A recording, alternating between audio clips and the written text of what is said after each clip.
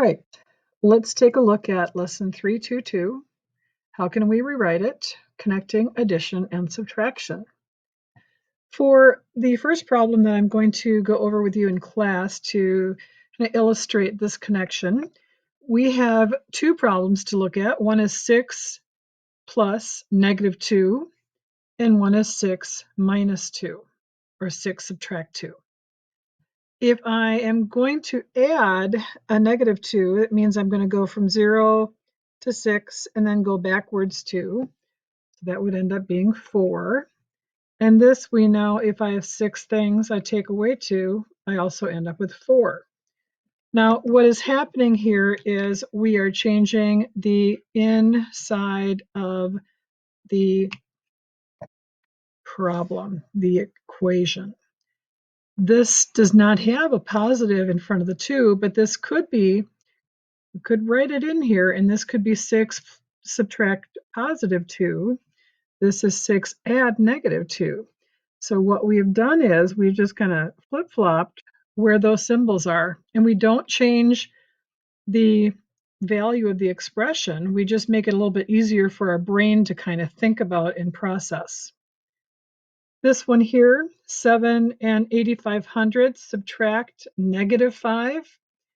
That kind of boggles my mind, gives me a little bit of trouble when I'm trying to visualize that happening. I like having a number line or some symbols, positive, negative tiles that I can mess around with, even with these smaller numbers, when I've got two negatives in the middle. But if I change that, and instead of subtracting a negative, I'm adding a positive, much easier to do.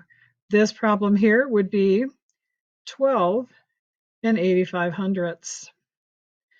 This problem here, if I'm subtracting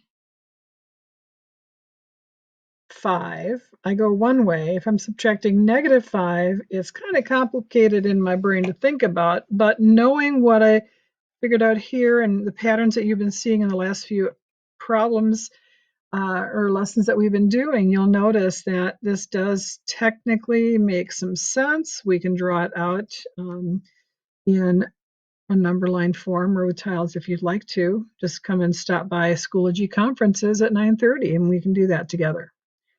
This problem here, I went ahead and changed the first fraction so that it was not -3/5, but it became -6/10, so that I had my fractions with common denominators. It makes it so much more accurate and precise when I do that, and easier.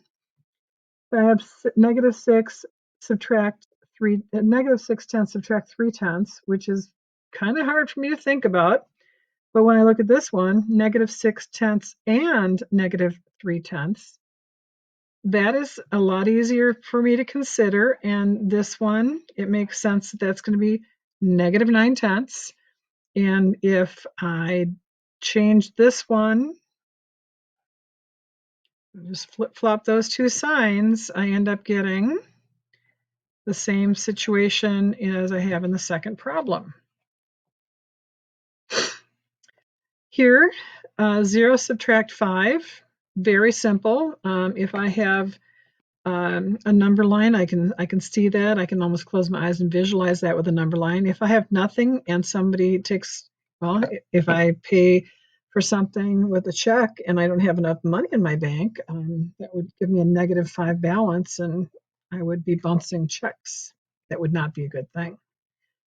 Then we have 0 plus -5 here, not as easy. So sometimes it's more common sense or makes a lot more sense in our brain to change them.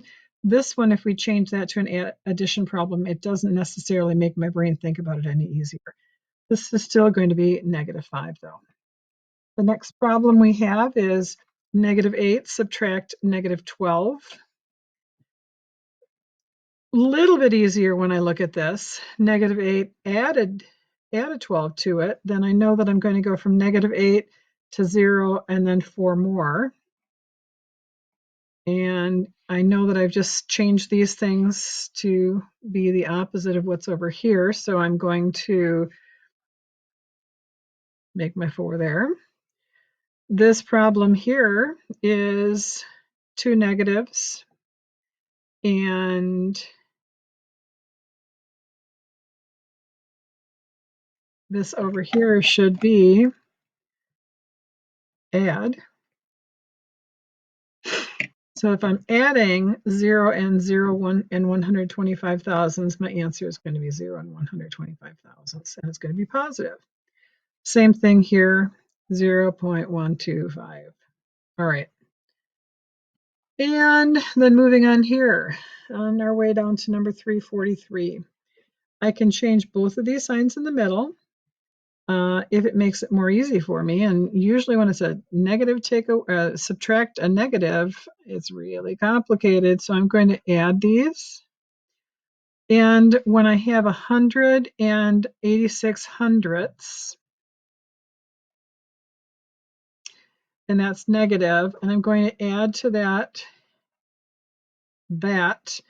these cancel each other off because this is a negative 86 and that's a positive, excuse me, negative 86 hundredths, positive 86 hundredths, so that becomes 0. Negative 100, add 3, I end up getting 97. So my answer here would be 97. This one I can rewrite as 21 plus 7. Much easier to do. That would be 28. This one here, negative 20. Change the negative to, change the subtract to positive and change the 6 to a negative 6. Negative 24, that is, plus negative 6, and that equals 30. Usually problems like this one, where you have negative to begin with, and you end up doing a negative plus negative, as I did here, usually those are the easier ones to kind of figure out. And this should be negative because we have a negative 24 plus a negative 6.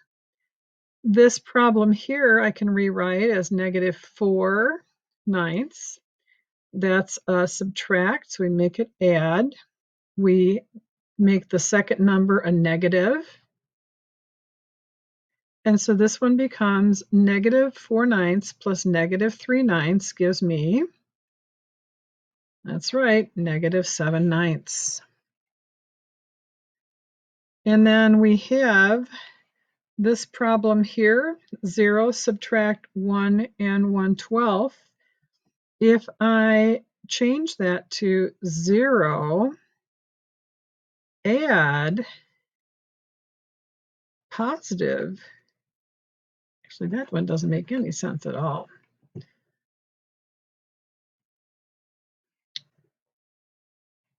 Oh yes, it does. 0 plus negative 1 and 12 hundredths. That would give me still negative 1 and 12 hundredths.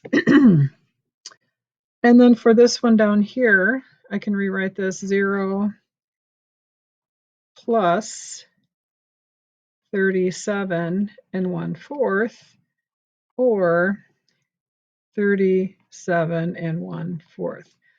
Because if I take away a regular 37 and 1/4, I get negative. But if I take away a negative 37 and 1/4, I get a positive. So it's really kind of hard to get into your head, kind of get it figured out. And that's why we use smaller numbers to start with.